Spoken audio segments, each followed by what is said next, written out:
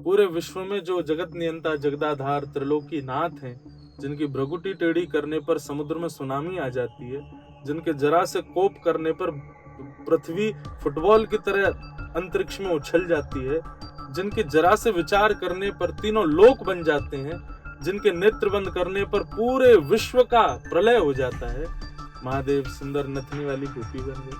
बढ़िया मूंछों में इत्र लगाया, आंखों में काजल लगाया, होठों पर लालिमा लगाई, गले में नवलखा हार पहना, नीचे लहंगा पहना, ऊपर से चुनरी डाल के, हाथों में चूड़ियां पहन के बिल्कुल गोपी बनकर के महादेव पहुंचे। गोपियों ने फिर रोका, बोले पहले रूप दिखाओ। महादेव बोले देख ही नहीं पाओगे, जिसके लिए सजे हैं वही देख पाएगा। नहीं नहीं नहीं नहीं, रूप तो दिखाना पड़ेगा, अगर आप सुंदर नहीं हुए तो भीतर थोड़ी जान देंगे। बोले कि हमने रूप दिखा दिया तो तुम रोकने लायक बचोगी ही नहीं हमको। आप जितने गुणवान उतने लोग आपसे दूर, और आप जितने अवगुण युक्त हो उतने लोग आपके संग, उतने लोग आपके प्रिय। एक समय ऐसा आएगा कि मानव मानव को खाने में हम लोग, ये तक भी डिबेट चलेगा किसी दिन न्यूज में, शायद मैं नहीं रहूंगा उस दिन जिस दिन ये डिबेट होगा, कि भाई रोक लगाओ, दाह संस्कार पर रोक लगाओ। मानव के मरने के बाद उसका दाह संस्कार क्यों?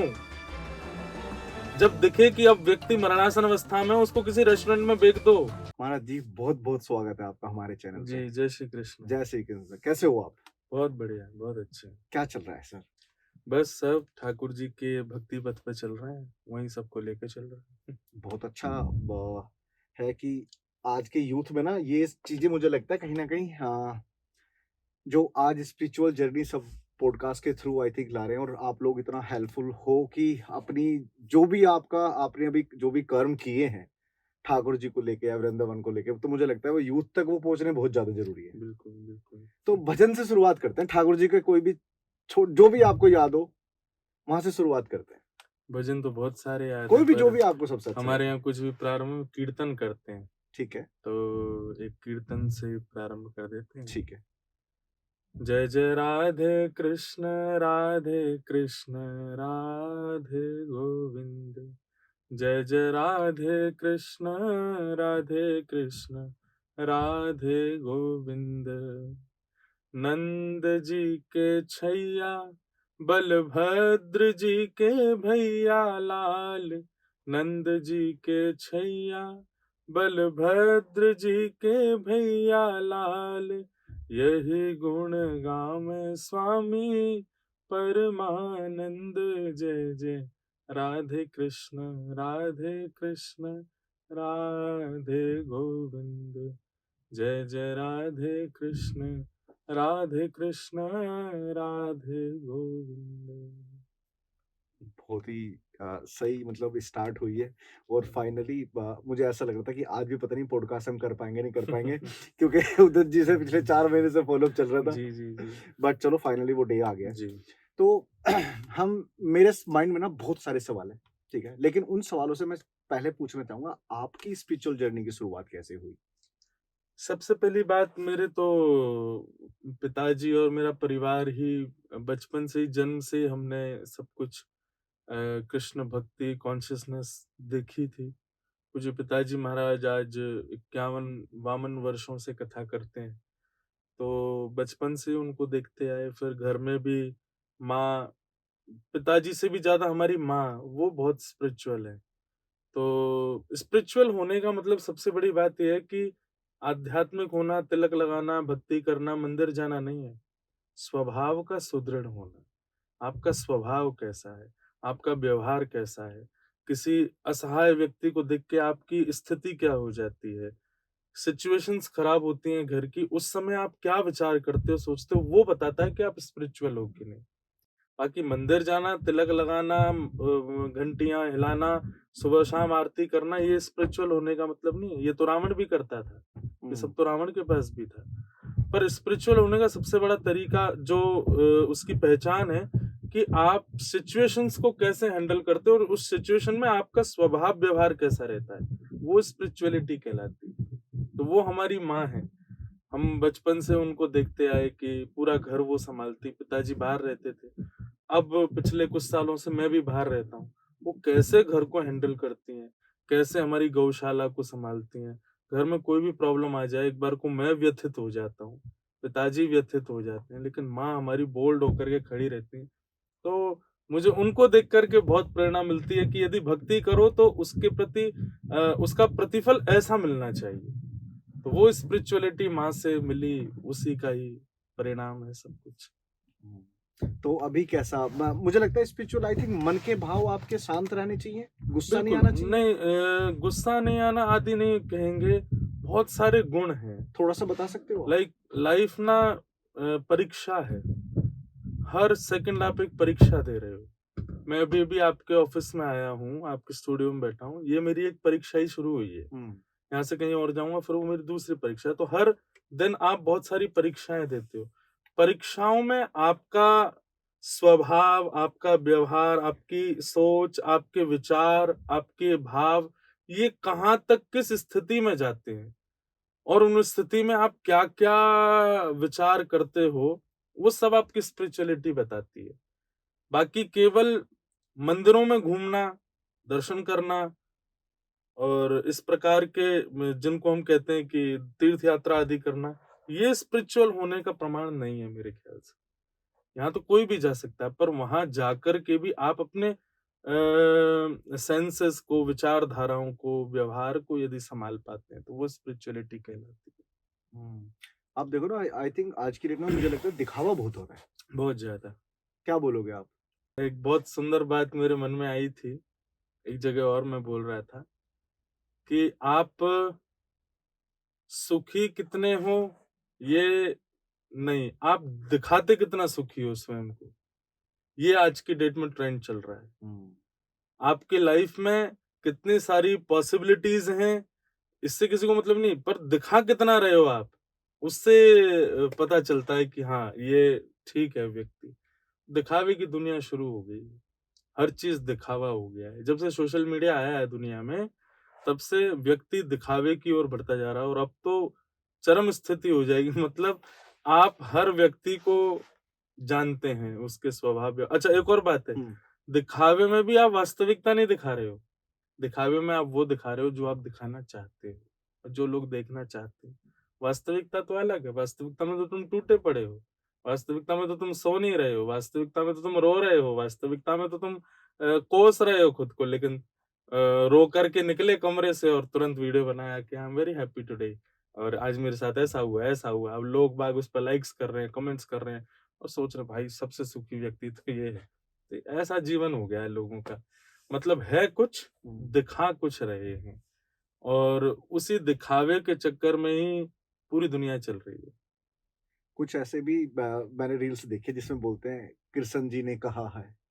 कहा थोड़ी ना है।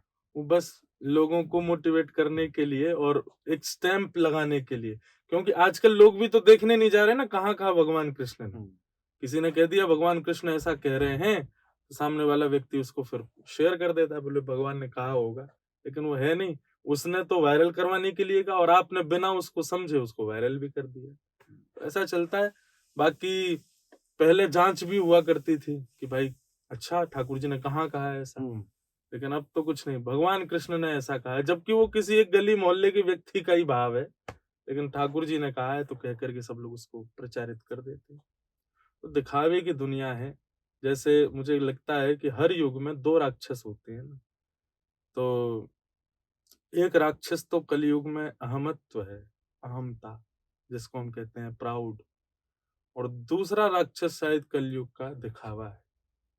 ये एक समय पर इतना हो जाएगा। आज दुनिया में व्यक्ति इसीलिए ही कर्म कर रहा है, इसीलिए ही धन कमा रहा है, इसीलिए ही कुछ भी कर रहा है कि मैं दिखा सकूं दूसरों को।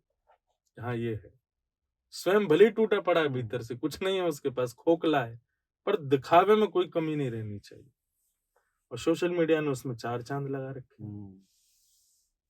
आपके जीवन पे कितना प्रभाव है ठाकुर जी का? ठाकुर जी का ही पूरा प्रभाव है। हम तो सुबह उठने से रात्रि सोने तक, रात्रि सोने से सुबह उठने तक ठाकुर जी के ही गुणगानों में रहते हैं, निरंतर उनके ध्यान में ही रहते हैं, पूर्ण समर्पित हैं ठाकुर जी को।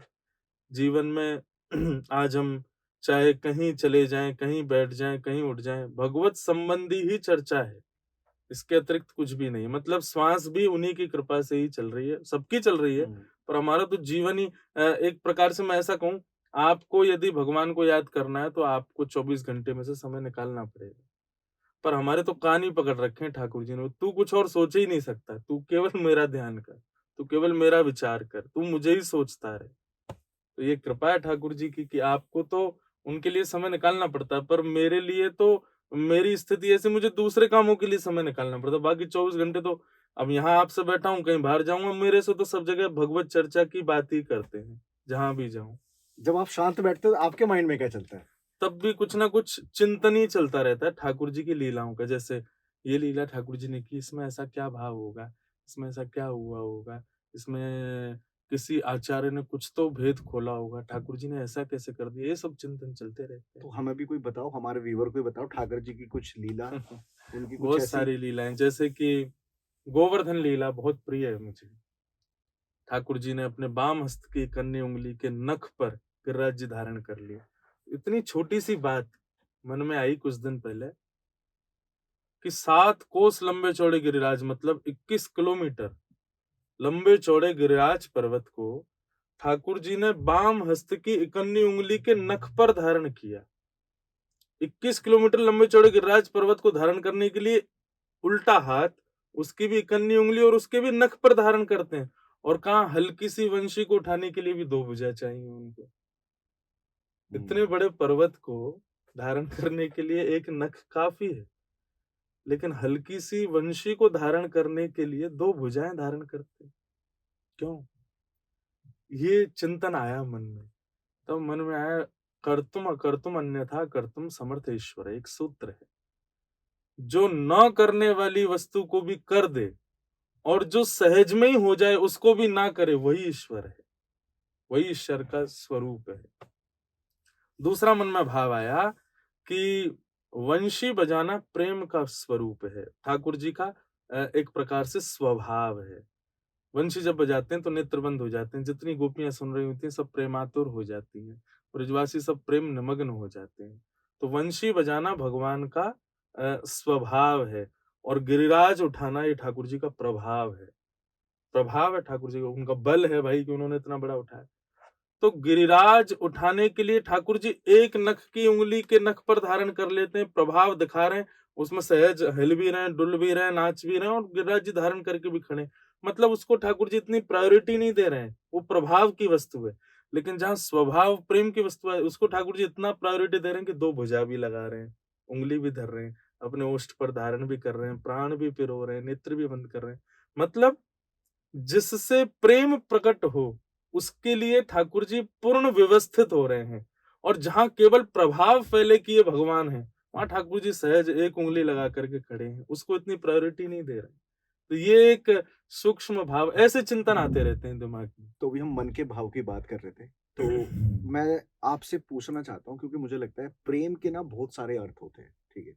बट आपसे पूछूं, ठाकुर जी का जो आपने अभी बताया है, आपके लिए प्रेम का अर्थ क्या है? तत्सुखे सुखित्वम, नारद भक्ति सूत्र में श्री नारद जी महाराज ने वर्णन किया, जिसमें हमारी प्रेमी प्रसन्न है उसमें हम प्रसन्न हैं। और ये जो फॉर्मूला है ये संसार में तो नहीं घटेगा, संसार में किसी व्यक्ति से नहीं घट सकता। बस हाँ, एक जगह घट सकता है, माता पिता का अपनी संतान के प्रति घट सकता है, क्योंकि जिसमें वो खुश है हम उसमें खुश हैं, उसको जिसमें अच्छा लगता है हमको उसमें प्रसन्नता। कई बार ऐसा दिखाया जाता है कि माता पिता हठ पूर्वक अपने बालक को फोर्स कर रहे हैं, तुमको ये करना पड़ेगा या तुमको ऐसा करना पड़ेगा। ठीक है, उस समय बालक नीचे झुक करके माता पिता की आज्ञा मान लेता है, ठीक है आपकी ऐसी इच्छा है तो हम कर लेंगे, वो भी एक प्रेम है। लेकिन अधिकतर 90% ऐसा होता है कि माता पिता को ये रहता है, अच्छा इसको इसमें खुशी है, वो उसमें राजी नहीं है, लेकिन हाँ उसमें खुशी है तो ठीक है हम उसमें प्रसन्न हैं, जैसा इसको ठीक लगे हम करने को तैयार हैं। ये प्रेम का स्वरूप है। ये अन्य किसी संबंध में नहीं घट पाएगा। आज के युग में बहुत रेयर केसेस होते हैं जहां पर किसी अन्य व्यक्ति से आप ये एक्सपेक्ट करो कि या ये प्रेम का जो फॉर्मूला है वहां पर आप लागू कर दो। नहीं तो ये ठाकुर जी से हो जा रहा है, जैसे कि आपके घर में भी ठाकुर जी होंगे, मेरे घर में भी ठाकुर जी सेवा करा रहे हैं। हम जो खिला दें पालेंगे, हम जैसे बिठा दें बैठ जाएंगे, वो परम सत्ता है, पर ब्रह्म है। वे चाहें तो भ्रगुटी टेढ़ी करके हमारे घर को भी तहस नहस कर सकते हैं, लेकिन नहीं, जैसी सेवा हम प्रदान करें वो सब स्वीकार करते हैं। उसमें किसी एक बार को आपको माँ भोजन बना के दे तो आप भी नाक मुंह मोड़ोगे, इसमें नमक नहीं है, नींबू नहीं डाला, कुछ तो ठीक से बनाओ माँ, ऐसे क्या। लेकिन आप ठाकुर जी को भोग लगाओ, वो कुछ शिकायत नहीं करेंगे। अब उसके प्रति बात यह है कि आज के व्यक्ति का ये भाव हो कि तो मूर्ति है, तो फिर बात ही खत्म हो जाती है। लेकिन हमारे लिए तो साक्षात ठाकुर जी, पर ठाकुर जी आपकी दी हुई हर वस्तु को सहर्ष सिर से लगा के स्वीकार करते हैं।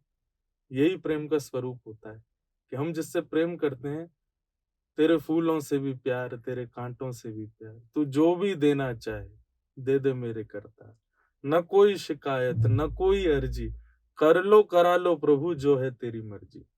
तो ये उसकी रजा में राजी रहना, ये प्रेम का स्वरूप है नारद भक्ति सूत्र के अनुसार।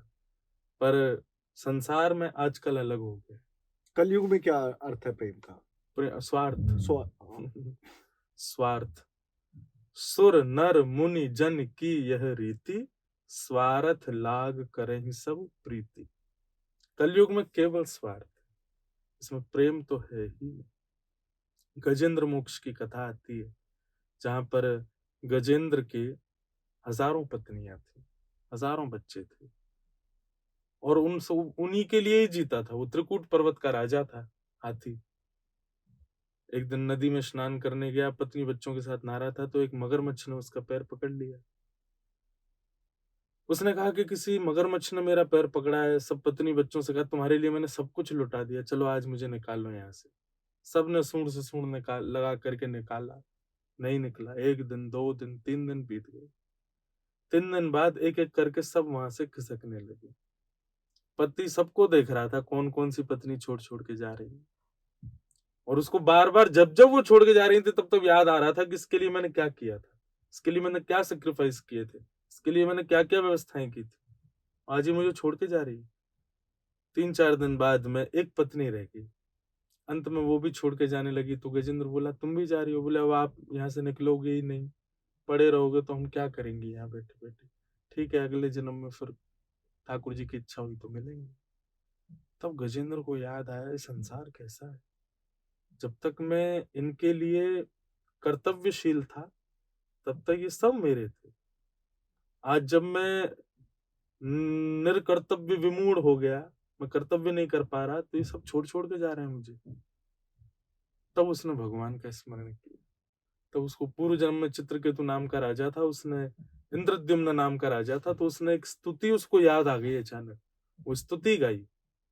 और जैसे ही उस स्तुति का अंत किया, नारायण खिल गुरु भगवन नमस्ते, इतने में शंख चक्र गदा पद्मधारी श्रीमन नारायण आकाश से पधारे।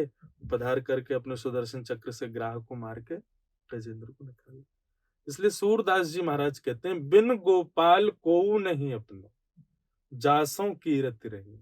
ठाकुर जी केवल हमारे हैं, बाकी सब संसार में तो स्वार्थ के लिए ही आपसे जुड़े हुए हैं। जब तक आप कर्तव्य कर रहे हो, जब तक आप कुछ दे रहे हो उनको, जब तक आप कुछ कर्मशील हो, तब तक आपके वो हैं। आप किसी भी अपनी स्थिति से अगर गिर गए, आपका त्याग कर देंगे सब। ऐसा प्रेम है कलयुग। और मुझे लगता है कलयुग की एग्जाम ही चल रहा है सबका। सब कैसा होना चाहिए? 3 घंटे का एग्जाम है, बाल अवस्था, युवावस्था, वृद्धावस्था।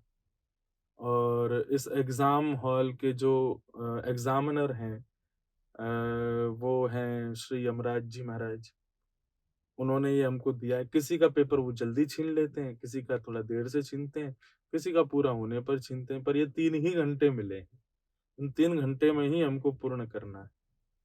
इसलिए संसार रूपी इस एग्जाम को अच्छे से पास करने के लिए कई सारी गाइड बुक्स निकली हुई है, जैसे कि रामचरितमानस, श्रीमद् भगवत गीता, श्रीमद् भागवत महापुराण, वाल्मीकि रामायण। ये सब हमारी गाइड बुक है। इनको पढ़ते रहना चाहिए, समय समय पर इनका आश्रय लेते रहना चाहिए, इनके सत्संग सुनते रहना चाहिए, एक्स्ट्रा क्लासेस ट्यूशंस लेने चाहिए, जिनको आज हम सत्संग कथा आदि कहते हैं। लाइफ रूपी एग्जामिनेशन को पार करने के लिए सारे ट्यूशंस हैं। इनमें जाकर के जो वक्ता कह रहे हैं उसको समझ करके जीवन में उतारना चाहिए। तो ये एग्जाम जो है लाइफ का, ये थोड़ा इजी होता है, इसके क्वेश्चंस का आंसर करना इजी रहता है लाइफ। आप कभी अटके हो लाइफ में कहीं पे किसी भी सिचुएशन में? कौन नहीं अटकता? हाँ, इसलिए मैं पूछ रहा हूँ। आपने हम्म। उस चीज़ को कैसे हैंडल किया होगा? जो नहीं अटका, समझो वो जी ही नहीं रहा है। जिसको क्वेश्चन पेपर देख के पसीना नहीं आया, समझो कि अभी क्वेश्चंस बढ़िया से रखे ही नहीं गए उसके सामने। तो बस यही है कि जब भी लाइफ में ऐसी कोई जब तक मैं आध्यात्मिक पथ पर नहीं था, भक्ति पथ पर नहीं था, तो छोटा भी बहुत था, तो इतनी ज्यादा कोई बड़े फेसेस नहीं आए लाइफ में। बट अभी जब मैं भक्ति पथ पर चलने लगा, कथाएं कहने लगा, आध्यात्मिक जीवन जीने लगा, उसके बाद में आने वाली सिचुएशंस को बहुत इजीली मैंने देखा है कि अपने आप ऐसे भाव उत्पन्न होते हैं हृदय से, अपने आप ऐसी बातें मन में आ जाती हैं जो उस सिचुएशन से निकाल ही ले जाते हैं। और उसका पूर्ण श्रेय मैं देता हूँ भागवत जी को, पूर्ण श्रेय देता हूँ निरंतर भगवत चिंतन को, निरंतर जो ये थॉट्स मन में चलते रहते हैं इन्हीं को। इन्हीं से ही ऐसी प्रेरणा मिलती है कि मैं फिर जो निर्णय लेता हूँ वो ठीक ही होता है। तो सबका सबका हित करने वाला, मेरा हित करने वाला, परिवार को हित देने वाला ही होता है। उसमें फिर संशय नहीं होता मुझको कि ये गलत होगा।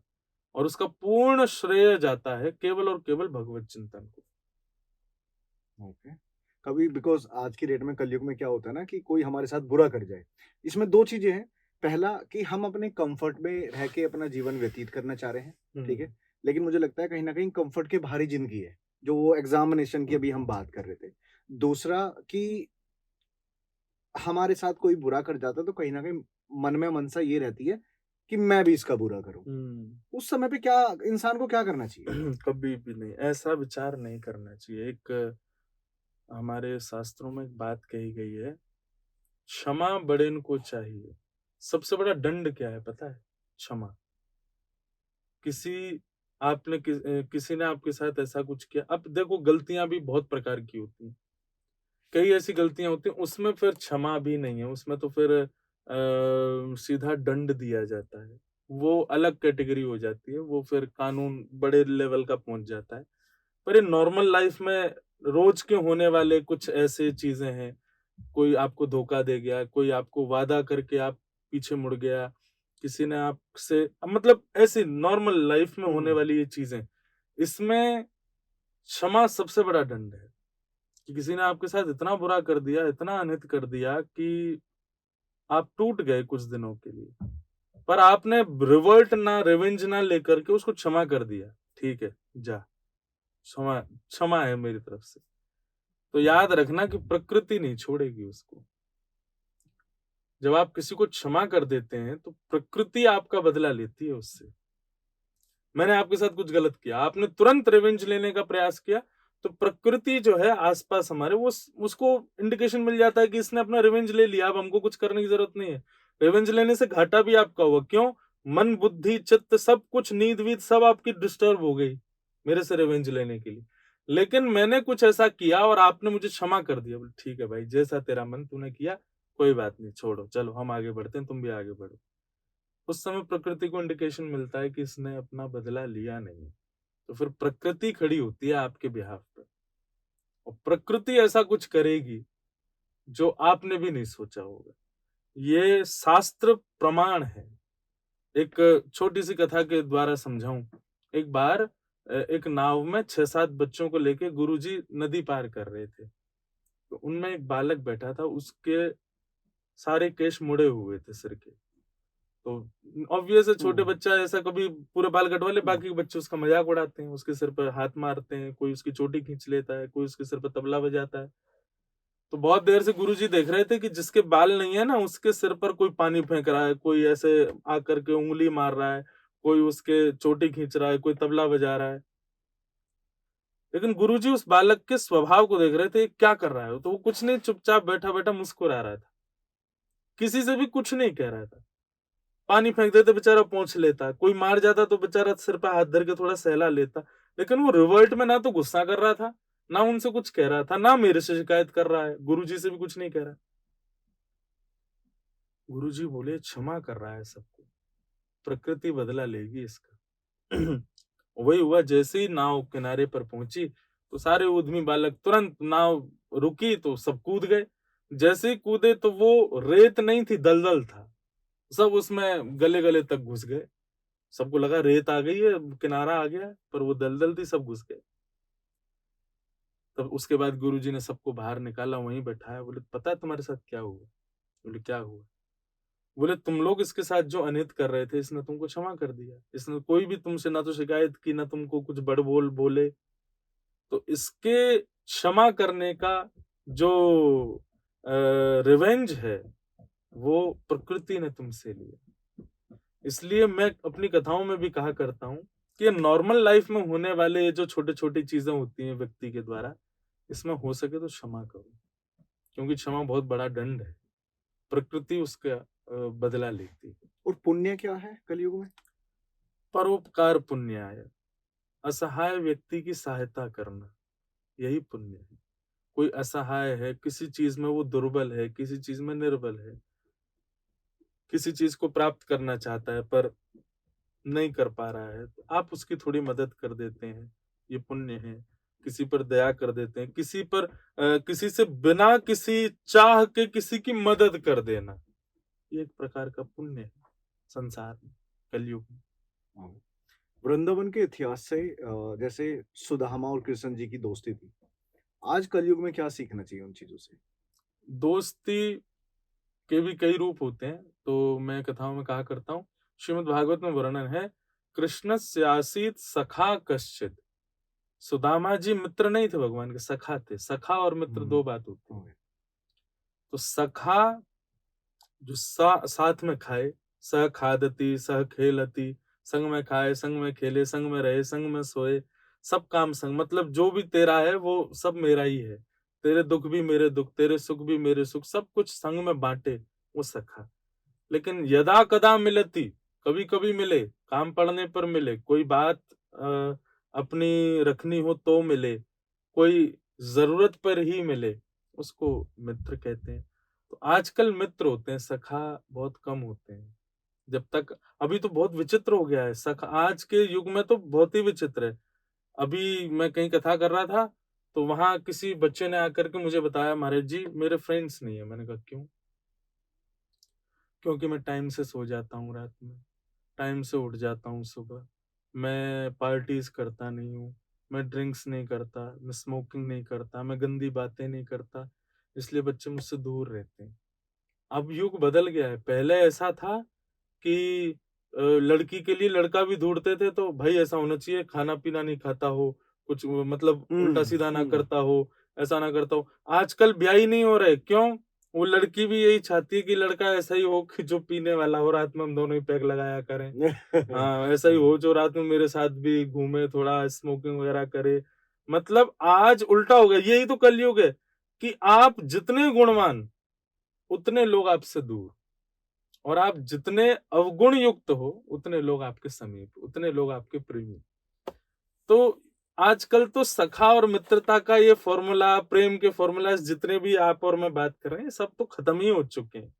ये सब तो अब है ही नहीं। पूर्ण रूपेण राक्षसों के बीच में रह रहे हैं हम लोग, भूतों के बीच में रह रहे हैं। मुझे किसी ने कहा, बोले महाराज जी आजकल भूत है। मैंने कहा नहीं, अब इंसान ही भूत बन गया है। पहले होते थे पेड़ों पे भूत होते हैं, अंधेरे में भूत होता है। मैंने कहा अब कहाँ से भूत? मैंने कहा पहले लोग 10 बजे सोते थे, तो 11-12 बजे भूत घूमते थे।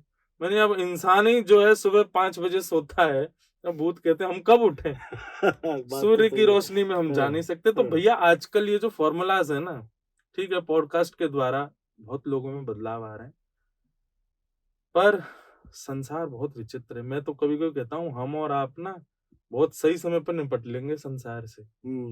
हमारे आगे की जो जनरेशन होगी ना, बहुत खतरनाक समय देखने वाली है। बट महाराज जी, आपको नहीं लगता कि उस जनरेशन को भी सुधारा जाता है, सुधारा जा सकता है पेरेंटिंग के थ्रू? होपफुली सुधारा जा सकता है, पर बहुत मुश्किल है, क्योंकि कलयुग मानसिकताओं में बैठा है। मैंने एक जगह एक बात कही थी, बहुत ध्यान से सुनिएगा आप जी। एक दिन के लिए यदि कोई बहुत बड़ा ज्योतिषी न्यूज पर आकर के अगर घोषणा कर दे कि मान लो आगामी 11 फरवरी को सुबह 10 बजे से लेकर के 2 बजे तक ऐसे नक्षत्र प्रकट होने वाले हैं, या ऐसा माहौल होगा कि उसमें कोई कितना भी बड़ा पाप कर ले उसको पाप नहीं लगेगा। बताओ क्या होगा? अगर कोई अनाउंसमेंट कर दे कि 11 तारीख को इतने से इतने बजे तक कोई कितना ही बड़ा पाप करे उसको पाप नहीं लगेगा, ऐसे नक्षत्र आने वाले हैं। भीड़ इकट्ठी हो जाएगी पाप करने के लिए मेरे हिसाब से तो। पाप करने की इकट्ठी कि महाराज उन 4 घंटों के अंदर वो हो जाएगा जो आपने कभी सोचा भी नहीं होगा। ये मानव हम आप लोग इसलिए थोड़े बहुत रुके हुए हैं कि कहीं ना कहीं बाउंड्रीज हमको बता दी गई है। जिस दिन ये बाउंड्रीज भी बतानी बंद हो जाएंगी ना, जिसके लिए मैं कहता हूं कि हम बहुत सही समय पे हैं, हमारे आगे वाले समय पर जब ये सब कहने सुनाने वाले लोग भी नहीं बचेंगे, ये पॉडकास्ट आदि भी सब समाप्त होने लग जाएंगे। इनका भी एक अवधि है, तब तक चल रहे हैं, उसके बाद ये भी समाप्त बिल्कुल। होंगे। कथाएं भी एक समय है, उसके बाद वो भी समाप्त होंगी। कथा तो अनवरत रहेगी लेकिन सुनने वाले कम हो जाएंगे। जब बाउंड्रीज ही नहीं पता होंगी लोगों को, क्या करेंगे लोग? किस स्थिति तक जाएंगे? आज बहुत कुछ करने में लोगों को लज्जा नहीं होती, जानते हुए भी कि ये पाप है। तो सोचो आगामी समय कैसा होगा। तो जिस दिन ये अनाउंसमेंट हो जाए कि इस दिन पाप कर लो, कुछ नहीं, तो उस दिन धार्मिक लोग भी सोच लेंगे कि हम भी एक आध कर रहे हैं पाप। पाप तो लगना ही नहीं। मानव का स्वभाव पानी की तरह है, जहां ढलान होती है ना वहीं पानी जाता है। उसको ऊपर चढ़ाने के लिए मोटर ही लगानी पड़ती है। पानी का नहीं तो स्वभाव सदैव ढलान की तरफ होता है। ऐसे ही मानव है।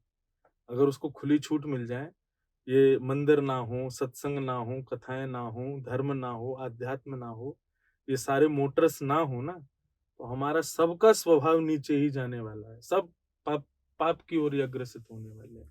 बट महाराज जी ऐसा क्यों होता है? मैं अपनी बताता हूँ। और ये मुझे लगता है, हम कहते हैं ना मन के भाव। अगर मैं कोई काम करने जा रहा हूँ या किसी के थ्रू काम करने जा रहा हूँ और मुझे पता है कि मैं ये गलत कर रहा हूँ, मुझे पता है, लेकिन मैं फिर भी कर रहा हूँ। मुझे लगता है कि कहते हैं ना कि यार मैंने तो भूल चूक में कर दिया या अनजाने में कर दिया। मुझे क्या लगता है, अगर आप किसी का कोई भी गलत काम या कुछ भी बुरा करने जा रहे हो तो आपको पता है कि आप बुरा कर रहे हो, लेकिन उसके बावजूद भी आप अपने आप को नहीं रोक पा रहे हो। संयम ना होना, आध्यात्मिक योग जीवन में ना होना, उनकी वजह से सब मन में भाव आते हैं। धृतराष्ट्र एक बात कहता है महाभारत में, कौरवों के पिताजी, वो कहते हैं जानामि धर्मम नचमे निवृत्ति, जानामि धर्मम नचमे प्रवृत्ति, जानाम्य धर्मम नचमे निवृत्ति। वे कहते हैं मैं जानता हूं धर्म क्या है, पर पता नहीं क्यों मेरा मन ही नहीं करता करने का। वो कहते हैं मैं जानता हूं कि अधर्म क्या है, पर पता नहीं मैं क्यों उससे बच ही नहीं पा रहा हूं, मैं फिर भी कर रहा हूं। मुझे पता है कि पांडवों का राज्य है हस्तिनापुर का, इनसे नहीं छीनना चाहिए, पर फिर भी मेरा मन हो रहा है कि छीन लूं। पता नहीं क्यों ऐसा मैं कर रहा हूं। ये सब क्यों होता है? आपका जैसा वातावरण, जैसा संग, जैसे व्यवहार, जैसा खान पान, जैसे लोगों के बीच में आप रहते हो, आपका मन वैसा होता चला जाता है, उन्हीं चीजों के प्रति आपको अग्रसित करता जाता है। संयम जो हमारे अंदर अपने आप को रोकने की जो एक ताकत होती है ना, सबसे बड़ी ताकत किसी काम को करने की नहीं होती, किसी कार्य से स्वयं को रोकने की होती है। वो ताकत जो होती है, वो संयम जो होता है, वो आपके संग से, व्यवहार से, कैसे लोगों के संग उठते बैठते हैं, कैसा खाते पीते हैं, उन सबसे वो संयम का जो स्वरूप है वो टूटने लग जाता है, और फिर आप जानते हुए भी पाप करते हो। लेकिन वही आप सत्संग में थोड़ा रहने लगो। सत्संग का मतलब किसी का प्रवचन सुनना नहीं होता। सत्संग का मतलब आप क्या पहनते हो वो भी सत्संग है, आप क्या खाते हो वो भी सत्संग है, आप क्या सोचते हो वो भी सत्संग है, कैसे लोगों के साथ रहते हो वो भी सत्संग है, कैसे स्थानों पर जाते हो। अब आपको मुझको दोनों को छुट्टी मिल जाए, जाओ भाई घूमने जाओ, दोनों के स्थान क्या होंगे चूज करने के? एक सामान्य व्यक्ति का स्थान होगा कि मैं मनाली जाऊं, मैं सिंगापुर जाऊं, मैं फॉरेन चला जाऊं। पर निश्चित है, मेरे से आप पूछेंगे कि छुट्टी मिली आप कहाँ जाओगे महाराज जी, मैं बद्रीनाथ जा रहा हूँ भाई, मैं केदारनाथ जाऊंगा, मैं जगन्नाथपुरी जाऊंगा, श्री जगन्नाथ जी के दर्शन करूंगा। दक्षिण भी जा रहे हैं, साउथ इंडिया में तो कोई कुन्नूर जा रहा है, कोई कहीं जा रहा है। हमसे पूछो कहाँ जाओगे, श्रीरंगम जाएंगे, तिरुपति जाएंगे, गुरुवायूर जाएंगे। क्यों? मन में और उन जगहों पे जाने के भाव ही नहीं आते, बस ऐसे ही भाव आता है कि आध्यात्मिक स्थान पर ही जाएं।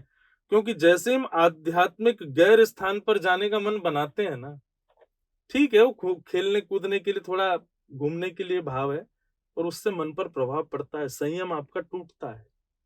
तो इसलिए हम ऐसे स्थानों पर जाते हैं जहां पॉजिटिव वाइब्स हो, जहां जाने से हमारा संयम बरकरार रहे। नहीं तो जब पाप आपके सामने आएगा तो आप जानते हुए भी करने में चूकोगे नहीं। इसलिए संयम, और उस संयम को बरकरार रखने के लिए ये सब आध्यात्मिक स्थिति बहुत जरूरी है। आपके सराउंडिंग्स आध्यात्मिक होनी बहुत जरूरी है। जो कि आज की डेट में मुझे लगता है बहुत मुश्किल है। बहुत ही ज्यादा मुश्किल है।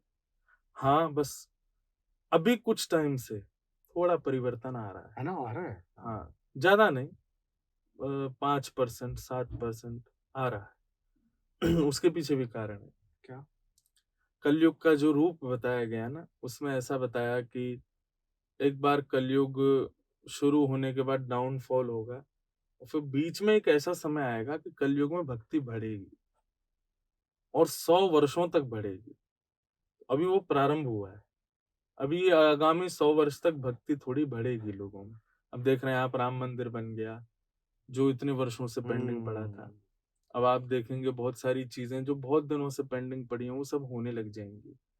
अब संतों को प्रायोरिटी मिलने लग गई, अब सत्संगों में भीड़ आने लग गई, लोग मंदिर जाने लग गए। ट्यूसडे और शनिवार को बड़े बड़े कैफेज में हनुमान चालीसाओं के पाठ हो रहे हैं। और बच्चों में, आज के यूथ में प्रभु श्री राम को जानने की क्यों हम पॉडकास्ट कर रहे हैं? क्योंकि यूथ की डिमांड है राइट। कि हम जानना चाहते हैं। तो ये धीरे धीरे अब बढ़ेगा, पर ये एक बार बढ़ने के पीक पॉइंट पे पहुंचने के बाद, उसके बाद जब डाउनफॉल होगा तभी घोर कलयुग शुरू होगा, फिर ये कभी नहीं बढ़ेगा। तो बट घोर कलयुग का अंत कैसा होगा? अंत तो बहुत भयावह बताया गया है। ऐसा अब इससे ज्यादा और क्या कहेंगे कि समय पर सोने वाले, शुद्ध भोजन करने वाले, शुद्ध व्यवहार करने वाले लोग इतने बचेंगे पृथ्वी पर कि आप उंगली पर उनको काउंट कर सकते हो। एक मुंबई में है, एक कश्मीर में है, प्योर वेजिटेरियन।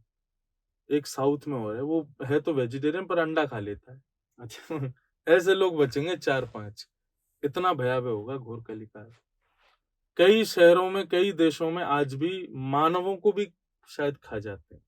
कई हाँ। देश ऐसे भी हैं जहाँ छोटे छोटे बच्चों को भी खा जाते हैं। एक समय ऐसा आएगा कि मानव मानव को खाने में हम लोग, ये तक भी डिबेट चलेगा किसी दिन न्यूज में। शायद मैं नहीं रहूंगा उस दिन जिस दिन ये डिबेट होगा, कि भाई रोक लगाओ, दाह संसार संस्कार पर रोक लगाओ। मानव के मरने के बाद उसका दाह संस्कार क्यों? जब दिखे कि अब व्यक्ति मरणासन अवस्था में, उसको किसी रेस्टोरेंट में बेच दो, 4 लोगों का पेट भर जाएगा। उसका मांस खा करके 10 लोग अपना घर चला लेंगे। इस पर डिबेट चलेगी, 2 पक्ष बैठेंगे और पक्ष बैठ करके इस बात की डिबेट करेंगे कि मानव जब मरणासन अवस्था में हो, मरने की स्थिति में आ जाए, उसको जाकर के स्वयं को 125 करोड़ आदि कुछ रेट्स में अपने आप को बेच देना चाहिए रेस्टोरेंट्स में। लोग बाग खाएंगे, घर चलेगा उनका। यह भी समय आएगा कलयुग में। हम लोग बहुत बढ़िया समय पर निकल निकल लेंगे, है लेंगे। ना? बहुत भयावह है कलयुग। कभी आप ऐसा सोचते हो जब आप ये संसार छोड़ के जाओगे, कि दुनिया कैसे याद करे आपको? नहीं, ये विचार नहीं आता मन में, कभी नहीं आया कि याद करे कोई। और ये किसी के मन में भी नहीं होना चाहिए। आप कर्म ऐसे कर जाओ, आप व्यवस्थाएं ऐसे छोड़ के जाओ पीछे की कि कुछ लोग उस पर रह करके अपने आप को बचा सकें, निर्भीकता से जी सकें। बाकी व्यक्ति मुझे याद रखे, ये इच्छा तो किसी की भी नहीं होनी चाहिए। नहीं, जो आप करके जाते हो, आज कुछ भी आप पुराना इतिहास उठा के देखो, तो हमें याद आता है कि हाँ, इन्होंने ये काम किया था हमारी भलाई के लिए। तो ऐसे कौन से वो चेंजेस है जो आप उन्होंने करके मेरे जाना? ख्याल से कभी भी सोच के नहीं किया होगा ऐसा। हो गया होगा। हाँ, वो हो जाए वो बात अलग है। पर जैसे सुभाष चंद्र बोस हैं, भगत सिंह हैं, महात्मा गांधी हैं, ये सब हमारे फ्रीडम फाइटर्स हैं। आध्यात्मिक स्तर पर आ जाएं तो मीराबाई हैं, भक्त सूरदास जी हैं, गोस्वामी तुलसीदास जी हैं। गोस्वामी तुलसीदास जी को आज पूरा विश्व उनके हनुमान चालीसा को पढ़ता है, रामचरितमानस को पढ़ रहा है। उसी आधार पर राम मंदिर बना है। पर गोस्वामी तुलसीदास जी ने कभी ये विचार नहीं किया होगा कि मेरे मरने के बाद या मेरे प्रस्थान के बाद लोग इस भाव से मुझको याद रखें। तो ये विचार करके कर्म नहीं करना कि मैं चला जाऊं तो मेरे बाद में ये छाप रह जाए मेरी, नहीं। मुझे बस कर्म करना है अपनी प्रेजेंट स्थिति को सुधारने के लिए। वो प्रेजेंट स्थिति में सुधारने के लिए किया गया कर्म ही आपके आपके प्रस्थान के बाद बहुतों को सुधार करेगा। ये विचार मन में नहीं आना चाहिए कि मैं इसलिए करूं कि बाद में ऐसा रहे। और उसको श्रेष्ठ नहीं माना गया। जीवन कैसा होना चाहिए? हम कहते हैं ना लाइफ बहुत बढ़िया, अच्छी ये, बट मैं अगर आपसे पूछूं बिकॉज़ आपको अध्यात्म का पूरा ज्ञान है। नहीं, पूरा तो नहीं, का जितना भी है। हम मैं अपने अपने आप मतलब आप मेरे सामने बैठे हो, मैं तो अपने हिसाब से पूछ रहा हूँ। जी, ठीक है, तो जीवन कैसा होना चाहिए? स्ट्रगल युक्त, बहुत स्ट्रगल्स होनी चाहिए लाइफ में। आप जैसा सोचते हो, जैसा चाहते हो, जैसा विचार करते हो, वैसी लाइफ आपको मिल जाए, तो इट मीन्स अभी आप कर नहीं पा रहे कुछ भी। आपकी लाइफ में हर दिन एक ऐसा मोड़ आवे कि पसीने-पसीने हो जाएँ, आप क्या हुँ। करें यार? तो समझो कि वो लाइफ जी रहा है। स्ट्रगल युक्त लाइफ होनी चाहिए, तभी आप जी रहे हो। नहीं तो आप केवल अपने पूर्व के प्रारब्धों को भोग रहे हो, पुनर्जन्म आपका निश्चित है। ये बात भी शास्त्र युक्त है कि अगर आप बहुत खुश रहते हैं, बहुत मतलब ठीक है, खुश रहते हैं, मज़े में रहते हैं, एक हुँ। स्वभाव की बात है, पर आपकी लाइफ में कोई स्ट्रगल नहीं है, आपकी लाइफ में कोई चुनौतियाँ नहीं है, तो ये बात निश्चित है कि आपका एक जन्म और होगा बाद में, फेस करने के लिए। लेकिन आप अभी बहुत फेस कर रहे हो और उन फेजेस जो आपके सामने आते हैं, उनको आप एक स्ट्रगल के रूप में फॉलो करके उसको उससे निकलने का प्रयास करते हो, तो निश्चित है कि आपका अंतिम जन्म भी हो सकता है। इसके बाद आप आराम करोगे, वैकुंठ में प्रेम से पड़े रहोगे लाल मस्त जी है। के पास। मैं समझ गया, मेरा ये अंतिम अंतिम जीवन है मेरा ये। हाँ। अच्छा, एक बात और कहूँ? जी। ये सबको लगता है कि हमारी लाइफ में बहुत स्ट्रगल्स हैं, हाँ। पर ये भी सत्य नहीं। कैसे कैसे पता लगेगा? आपके पास 2 हाथ भी तो हैं, 2 पैर भी तो हैं, 2 आँखें भी हैं, 2 कान भी हैं, बोलने को मुख भी है, सोचने को हुँ। बुद्धि भी। कई लोगों के पास तो ये भी नहीं है। मैं आपको सत्य बताऊँ, मुझे बिल्कुल मैं इसको इसलिए बोलता हूँ क्योंकि मुझे लगता ही नहीं कि मैं स्ट्रगल करता हूँ। मैं अपने गुरुजी से एक दिन रो रहा था फ़ोन पे, जो मुझे पढ़ाते हैं। बोले, "क्या हो गया?" मैंने, "गुरुजी, मेरी लाइफ में तो कोई चुनौती ही नहीं।" गुरुजी बोले, "ये क्या बात हुई?" मैंने कहा, "मैं फिर भी बोल पा रहा हूँ। आदमी पर ऐसे भी है, माइक देख के उनको घबराहट हो जाती है। हुँ। मुझे क्यों नहीं हो रही है? मैं क्यों बोल लेता हूँ? मैं क्यों चला लेता हूँ? मैं क्यों कुछ भी कर लेता हूँ? क्यों मेरी रुकावट नहीं आती?" तो गुरुजी कहते हैं, "यही तुम्हारा स्ट्रगल है कि तुमको ये लगता है तुम्हारे जीवन में स्ट्रगल नहीं है। तो मतलब आपको अगर ये लगता है कि बहुत सारा स्ट्रगल है मेरी लाइफ में, तो भी गलत है। आपको औरों को देखना चाहिए। जो आप जो कर पा रहे हैं, वो कई लोग वो भी नहीं कर पाते। कई लोग उस स्थिति में भी नहीं पहुँच पाते। इसका मतलब आपसे ज़्यादा स्ट्रगल तो वो लोग कर रहे हैं। तो स्ट्रगलिंग लाइफ तो सबकी है, पर इसमें कभी संतोष नहीं होना चाहिए कि हाँ हुँ। भाई, मैं बहुत फेस कर रहा हूँ। नहीं, फिर भी बहुत कुछ कर पा रहा हूँ। मेरे से भी ज़्यादा बहुत लोग हैं जो नहीं कर पा रहे। तो स्ट्रगल को हमें ये देखना कि हम बहुत कुछ कर पा रहे हैं। नहीं, ऐसा नहीं सोचना कैसे सोचना है? है। ऐसा सोचना है कि अभी तो हमने किया है, पर इससे भी ज़्यादा है करने को और मुझे हुँ। वह भी फेस करना है। मेरे से ज़्यादा लोग स्ट्रगल कर रहे हैं। मैं सब कुछ कर पा रहा हूँ। मतलब लाइफ को ना डिफाइन करना, मुझे ऐसा लगता है सदियों से लोग करते आए हैं। स्वामी विवेकानंद भी कर रहे थे, उनसे पहले भगवान कृष्ण ने भी गीता में किया, आज हम लोग भी कर रहे हैं, पर ये लाइफ को कभी हो कोई नहीं बता पाया ही ना। नहीं पाया। और इसका यही उत्तर है कि इसको समझो ही मत। ये जैसा है, इसको आप समझ नहीं पाओगे। ये समझ में आ गया तो आप फिर यहाँ स्टूडियो में नहीं बैठोगे, आप हिमालय पे चले जाओगे। आप सब त्याग दोगे, आपकी कोई इच्छा ही नहीं रह जाएगी।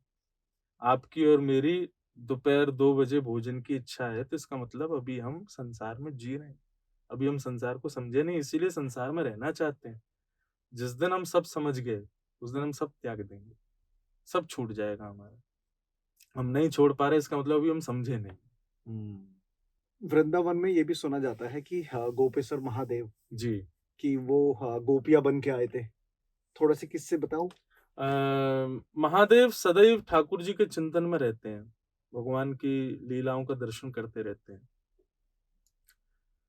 तो सारी लीलाओं का दर्शन किया, लेकिन जब भगवान रास विहार करने लगे गोपियों के साथ, तो रास विहार का मतलब नाचना नहीं होता हुँ। है।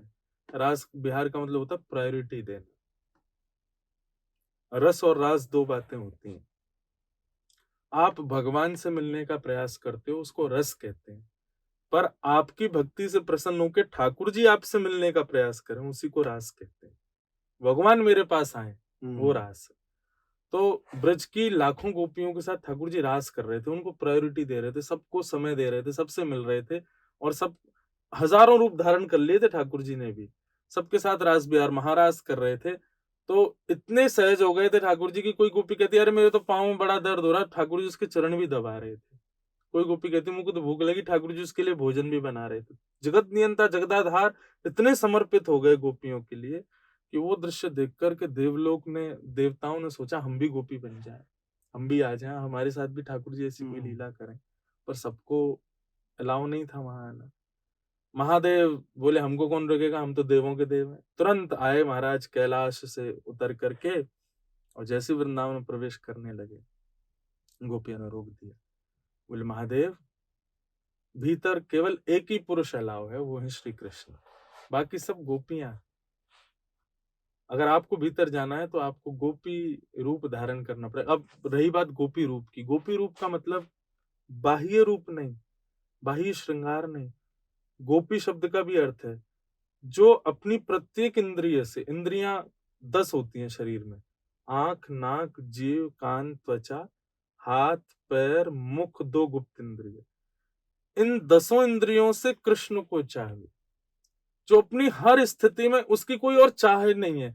देखूं तो श्री कृष्ण को, सुनूं तो श्री कृष्ण को, सूंघूं तो श्री कृष्ण को, प्रसाद पाऊं तो श्री कृष्ण की झूठन, स्पर्श करूं तो श्री कृष्ण का, चलूं तो कृष्ण की तरफ, सब कुछ श्री कृष्ण और कुछ भी नहीं। ऐसी स्थिति जिसकी, उसको गोपी कहते हैं। तो गोपियों ने कहा कि भीतर तो केवल गोपियां और श्री कृष्ण के अलावा आप तो पुरुष है। तब महादेव ने अपनी समस्त इंद्रियों से तो कृष्ण के अधीन थे ही, पर बाह्य रूप धारण करने के लिए तुरंत कमंडल आगे किया और माते भिक्षाम देहि। तो महादेव जब भी माते भिक्षाम देहि कहते हैं, अन्नपूर्णा प्रकट हो जाती है और उनका कमंडल भर देती है प्रसाद से। पर आज जैसी अन्नपूर्णा प्रकट हुई, महादेव ने अपना कमंडल पीछे कर लिया। बोले कि नहीं, आज भोजन का भिक्षा नहीं चाहिए, आज आपके श्रृंगार की भिक्षा चाहिए। तब स्वयं अन्नपूर्णा मैया ने महादेव का श्रृंगार किया, जटाएं खोल दी, सर्प को निकाल दिया, बिच्छू आदि जो भी महादेव पहनते हैं सब हटा करके पूर्ण एक सुंदर सी गोपी के रूप में महादेव का निर्माण किया। महादेव सुंदर नथनी वाली गोपी बन गए। बढ़िया मूंछों में इत्र लगाया, आंखों में काजल लगाया, होठों पर लालिमा लगाई, गले में नवलखा हार पहना, नीचे लहंगा पहना, ऊपर से चुनरी डाल के, हाथों में चूड़ियां पहन के बिल्कुल गोपी बनकर के महादेव पहुंच गए। गोपियों ने फिर रोका, बोले पहले रूप दिखाओ। महादेव बोले देख ही नहीं पाओगी आप, जिसके लिए सजे हैं वही देख पाएगा। नहीं नहीं नहीं नहीं, रूप तो दिखाना पड़ेगा, अगर आप सुंदर नहीं हुई तो भीतर थोड़ी जान देंगे। बोले कि हमने रूप दिखा दिया तो तुम रोकने लायक बचोगी ही नहीं हमको। बोले नहीं, रूप तो दिखाना पड़ेगा। जैसे ही महादेव ने चुनरी ऊपर की, आहा ऐसा अद्भुत रूप महादेव का, कटाक्ष नेत्र हैं, तीसरा नेत्र फड़फड़ा रहा है कि कब श्री कृष्ण आ जाए, मैं खोल करके उनको देख लूं। होठों पर लालिमा लगी, ऊपर से मूंछों पर ताव है, मतलब एक ऐसा रूप जिसका वर्णन नहीं हो सकता। मूंछों के ऊपर नथनी लगी हुई है और वो कानों तक जा रही है। अद्भुत भेष महादेव का देख करके वह गोपियां जो रोकने को खड़ी थी मूर्छित ही हो गई, वही मूर्छित हो गई। महादेव बोले हम पहले ही कह रहे थे, देख रोक ही नहीं पाओगे देखने के बाद। इतने में ही भीतर खड़े श्री कृष्ण ने जब महादेव को देखा, दौड़ करके गए और लेकर के आए और उनके साथ फिर महाराज किए। तो ऐसे हमारे वृंदावन में श्री गोपेश्वर महादेव। तो मैं निवेदन करता हूं लोगों से कि वृंदावन जाओ तो गोपेश्वर महादेव पहले जाओ और उनसे जाकर के कृष्ण भक्ति की भिक्षा मांगो कि हे महादेव, ये गोपी प्रेम जो आपके भीतर है वो प्रेम हमारे भीतर भी आए। उनको मिलने के बाद बिहारी जी जाओ, फिर राधा रमन जी जाओ, राधा वल्लभ जी जाओ, जहां भी जाना है जाओ, पहले गोपेश्वर जाओ। वे गोपी प्रेम की भिक्षा देंगे, तभी आप ठाकुर जी को देख पाओ। ऐसा मैंने आप की एक वीडियो में देखा था कि आप ठाकुर तो महाराज हैं, उनसे ऊपर तो कोई है भी नहीं, बट वृंदावन के अंदर वो सेवक के रूप में दर्शन देते हैं या आपकी सेवा करते हैं। क्या है इसके पीछे की हमारी कहानी? नहीं, वो किशोरी जी की सेवा करते हैं। हाँ। वृंदावन का एक पद है, जाके अधीन सदा ही सांवरो, या ब्रज को सरताज, हमारे माई श्यामा जू को राज। पूरे विश्व में जो जगत नियंता जगदाधार त्रिलोकी नाथ हैं, जिनकी भ्रगुटी टेढ़ी करने पर समुद्र में सुनामी आ जाती है, जिनके जरा से कोप करने पर पृथ्वी फुटबॉल की तरह अंतरिक्ष में उछल जाती है, जिनके जरा से विचार करने पर तीनों लोक बन जाते हैं, जिनके नेत्र बंद करने पर पूरे विश्व का प्रलय हो जाता है, ऐसे परब्रह्म परमात्मा परमेश्वर त्रिलोकीनाथ जब वृंदावन आते हैं तो वहां आकर के दास बन जाते हैं। और किसके दास हैं? तो श्री जी के दास हैं, श्री राधा रानी के दास हैं। जाके अधीन सदा ही सांवरो, जिनके अधीन ठाकुर जी ऐसे बैठे रहते हैं। या ब्रज को सरताज, हमारे माई श्यामा जी को राज। तो पूरे विश्व के जो जगत नियंता हैं वो हमारे ब्रजमंडल में वृंदावन में दास है किशोरी जी के। तभी राधा रानी का नाम पहले आता है और हाँ, कृष्ण सब जी का जगह नाम वो बाद तो में। किशोरी जी का भाव तो है ही। रसखान जी कहते हैं कि मैंने सब जगह श्री कृष्ण को खोजा, सब जगह खोजते खोजते खोजते मुझे कहीं नहीं मिले। मैंने सब वेद पढ़ लिए, उपनिषद पढ़ लिए, संतों ने जो बताया सब कर लिया, व्रत नियम अनुष्ठान परिक्रमा सब कर लिया मैंने, मुझे कृष्ण मिले ही नहीं।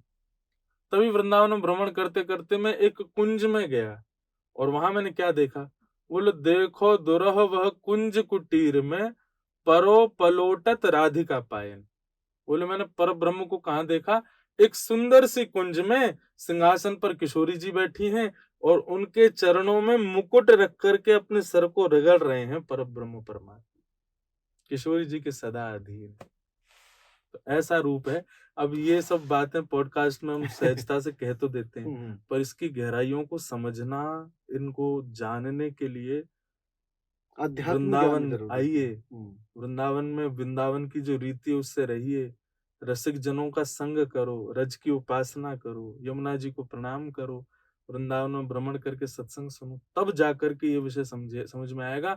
नहीं तो आजकल का मूवीज वगैरह देखने वाले लोग उसी से ही तुलना कर लेंगे इस लीला की, और यदि ऐसा वो करेंगे तो उसका बहुत बड़ा अपराध है। किशोरी जी और ठाकुर जी को उन चीजों से हमको तुलना नहीं करनी है जो आजकल मूवीज वगैरह में हो रहा है। वो वैसा प्रेम नहीं है। इसलिए जो लोग भी सुन रहे हैं देख रहे हैं उनसे प्रार्थना, इन विषयों को समझने जानने के लिए वृंदावन में रहिए कुछ समय, तब वहां किसी संत की कृपा होगी, तब श्री जी के थोड़े से भाव को समझ पाओगे।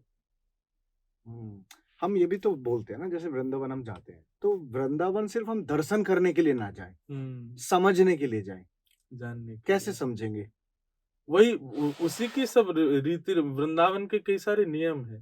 जैसे वृंदावन शतक में, अब नियम में बता तो दूंगा लेकिन इसका कोई पालन नहीं कर सकता। वृंदावन का रूप वृंदावन शतक में बताया गया है कि भ्रातः तिष्ठ टले टले विटपिनाम ग्रामेषु भिक्षामटः, स्वच्छंदम पिबयामुनम जलमलम चीराणि कंथाम कुरु, सम्मानम कलयाति घोर गरलम नीचपुमानम शुधा, श्री राधा मुरली रवो ब्रज सखे वृंदावनम मत्यज।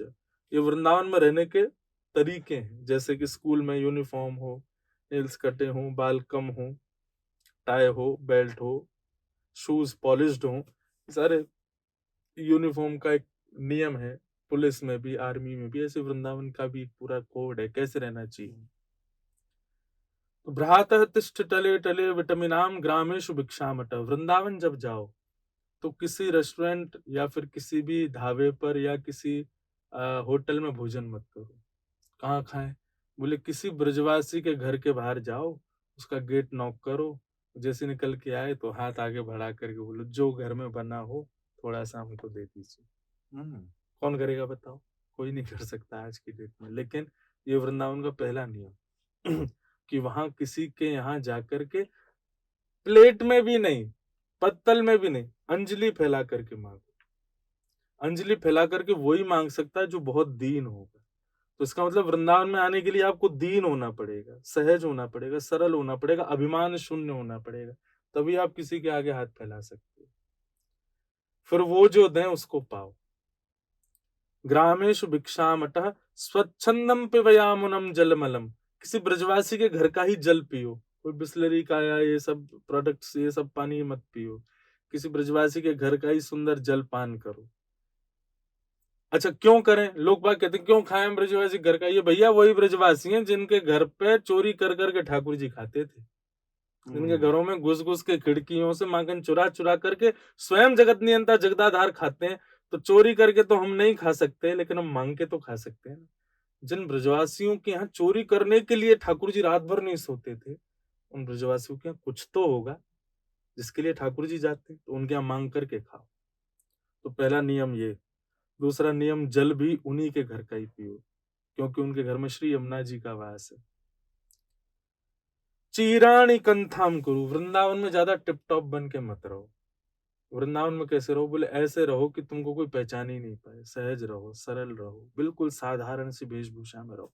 इसके पीछे भी कारण, एक बार मैंने कहीं कथा में बोल दिया कि वृंदावन में ज्यादा श्रृंगार नहीं करना चाहिए, तो बहुत बड़े बड़े कुछ यूट्यूब इन्फ्लुएंसर मेरे पीछे पड़ गए, जो वृंदावन जाके अपनी वीडियोस बनाते थे। महाराज जी आपने ऐसा क्यों कहा?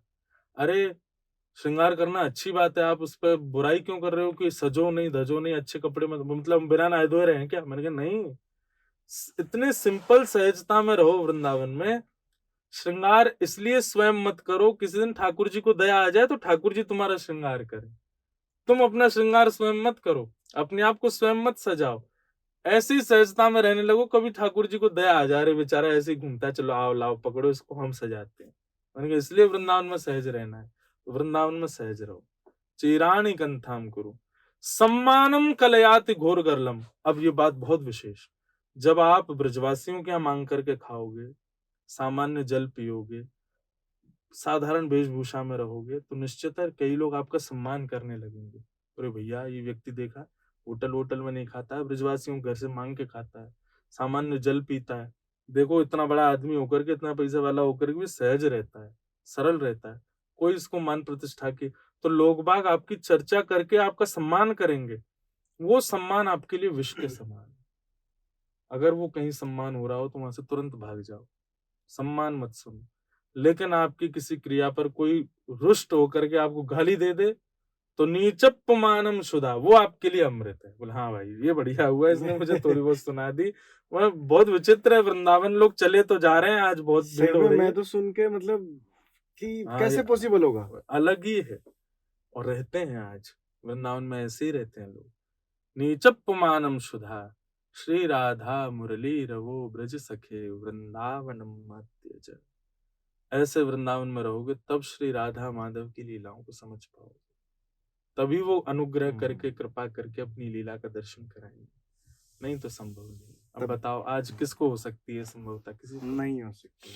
तभी कहते हैं ना ठाकुर जी की लीला अपरंपार है। हाँ अपरंपार। तो मुझे लगता है काफी सारी चीजें हमने डिस्कस कर ली। जी। लास्ट में मैं आपसे गुजारिश करूंगा, जो यूथ आपको देखता है सुनता है, ठीक है, जो पेरेंट्स भी आपको देख रहे हैं, उनके लिए एक छोटा सा मैसेज। बस यही एक मैसेज है कि दो बातों का याद ध्यान रखें सब लोग, कि जो अपने लिए हमको बुरा लगता है कि हमारे साथ ऐसा कोई व्यवहार ना करे, ऐसा व्यवहार आप किसी के साथ मत करो। कई बार ऐसा होता है कि हमें अपने लिए कोई चीज बुरी लगती है, पर वही चीज हम दूसरों के साथ बड़ी आसानी से कर देते हैं। वेदव्यास जी महाराज ने कहा है कि परोपकार पुण्याय पापाय परपीड़नम, जो आपको अपने लिए प्रिय नहीं है वो किसी के साथ मत करो। और असहाय व्यक्ति, कोई भी सामान्य व्यक्ति, थोड़ा व्यवस्थाओं से ग्रसित व्यक्ति दिखे तो निश्चित उसकी सेवा करो, उसकी व्यवस्था करो। और एक बहुत सुंदर एक चौपाई सबको याद है कि मोह कपट छल छिद्र न भावा, निर्मल मन जन सो मोहि पावा। आप तन को कितना सुंदर बनाते हैं, इससे कोई बड़ी लाभ आपको मिलने वाला नहीं है, पर आप मन को कितना सुंदर बना करके रखते हैं, कितना सरल बना करके रखते हैं, कितनी दूषितताओं से बचा करके रखते हैं, बहुत बड़ी बात है। इसलिए मन को, मन के इस रतन को बहुत सुंदर सजा करके रखो, जितने अच्छे से अच्छे इसको शुद्ध रखा जा सके उसका प्रयास करो। बहुत सही सर। तो और बाकी आई थिंक मुझे लगता है बहुत सारी चीजें हमने कवर कर ली, और आपका लास्ट में यही बोलूंगा, बहुत बहुत शुक्रिया आपका कि जरूर। आपने ये अध्यात्म का जो ज्ञान है वो यूथ तक आपने पहुंचाया। तो धन्यवाद। थोड़ी बहुत भी किसी की लाइफ में वो थोड़ा बहुत भी अप्लाई करेंगे तो काफी चीजों में उनकी जरूर भी हेल्प होगी। जरूर। तो ठीक है सर, जय जय श्री श्री कृष्ण सर। कृष्ण, जय श्री राधे। जय श्री